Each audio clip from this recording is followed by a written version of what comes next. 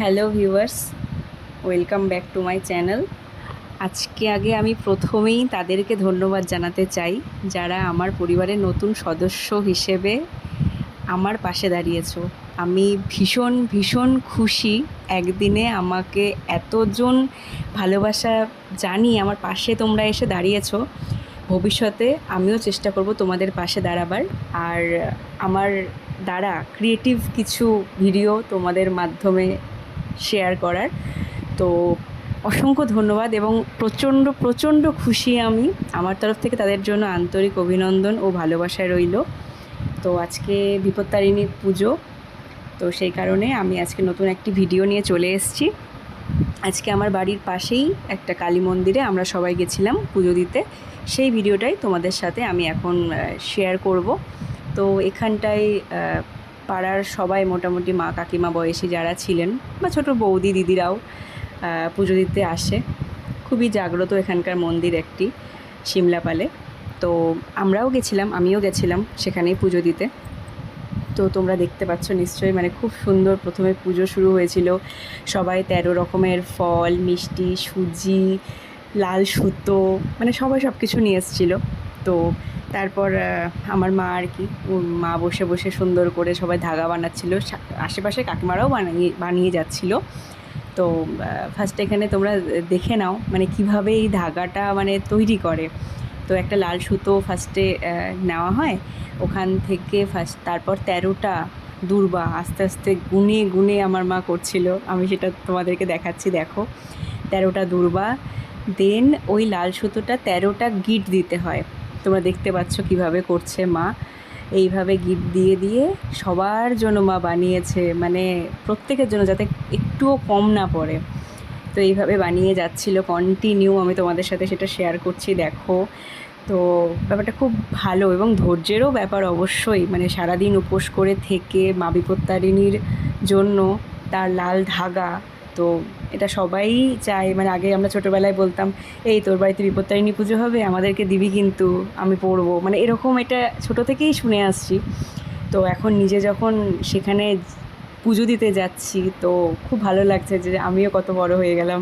তো যাই হোক, এবার আস্তে আস্তে ওখানে পুজো চলছে, পাশাপাশি এসব মা কাকিমারা ধাগাও বানিয়ে যাচ্ছিলো। দেন এরপর আস্তে আস্তে ঠাকুরমশাই বললেন যে অঞ্জলি দিয়ে দাও, তো অঞ্জলি সবাই দিয়ে দিল। দেন আস্তে আস্তে ঠাকুরমশাই বলছে যে এরপর পাঁচালি পড়ে শোনাবো, তো তোমরা আস্তে আস্তে পাঁচালি শুনবে। তো এবার আস্তে আস্তে সবাই চুপ করে যাও, আর কথা বলো না। তো সবাই তাই সেই রকমই সবাই চুপ করে গেল। দেন তোমরা দেখো ধাগা বানানো অলরেডি রেডি, তোমাদেরকে দেখানো হচ্ছে। আর এরপর ঠাকুরমশাইয়ের পাঁচালি তোমরা শুনতে পাবে। পাঁচালিটা তোমরাও শোনো, তোমাদেরও পায় তবে কেন রমণীরা এত কষ্ট পায়? কি ব্রত করিলে হয় বিপদের নাশ? কৃপা করে কহ প্রভু করিয়া প্রকাশ। চাহিয়া পার্বতী পানে মহাদেব বলে বিপদের নাশ হয় যেই ব্রত বলে। বিপদ তারিণী ব্রত নাম হয় তার, যেন দেবর্ষি ইহা সর্বপ্রতসার। মুনি বলে তবে দেব বলুন আমায়, ব্রতের প্রচার হইল কিভাবে ধরায়?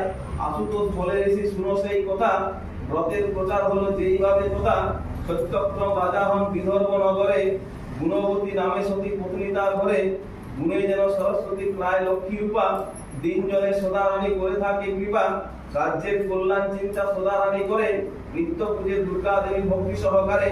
বিপদ তারিণী ব্রত প্রচার কারণে, ইচ্ছা ওই দুর্গা দেবী ইচ্ছা করিল মনে। তবে দেবী নিজ মায়া বিস্তার করিল, রানীর মনেতে আসি উদয় হইল। মতিভ্রষ্ট করাইল রানীকে তরবারি, প্রচার করিতে ব্রত বিপদ তারিণী। অতীব আশ্চর্য কথা শুনো দিয়া মন, জামালিনী সাথে হয় রানীর মিলন।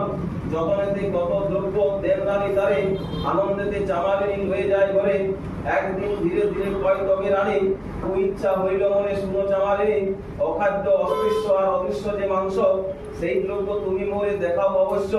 হাত দিয়া ফিরে তবে জামালিনী কয়, অসম্ভব কথা শুনে লাগে মোর ভয়। রাজা যদি এই কথা শুনে একবার, অবশ্য বলিবে তবে পুরাণ দোহার। অনুরোধ করি আমি বারবার তোমার, মন হতে পরিহার করো এই বাসনা। গুণবতী বলে তুমি গোপনেতে দিবে, তুমি আমি বিনার কেহ না জানিবে। রানী বাক্যে জামালিনী দিয়া নিজ ঘরে, গোপনে আনিয়া মাংস দিল রানী করে, মাংস লয়ে রানী তবে লুকাইয়ে রাখিল। সূর্যদূর এক বৃত্ত দেখিতে পাইল, রাজার সমীপে ভৃত্য বলে সব কথা, অন্তঃপুরে ক্রোধে রাজা বলে রানী শুভ জামারানী বিবাহ দিল রাখিলে গোপন, ধর্মপত্নী হও সত্য করে সব কথা মোর কাছে কও। ভয়ে পূজা হয়ে রানী বলেছে রাজায়, চামারিনী ফল পুষ্প দিল যে আমায়, নিত্য পূজা শেষ করে তুমি দেখাবো যে তখন। রাজা বলে করো তবে পূজা সমাপন, রায় সভা হতে আসে দেখিবারে চাই। দুর্গা দুর্গা বলি রানী বসিল পূজায়, ওম নমো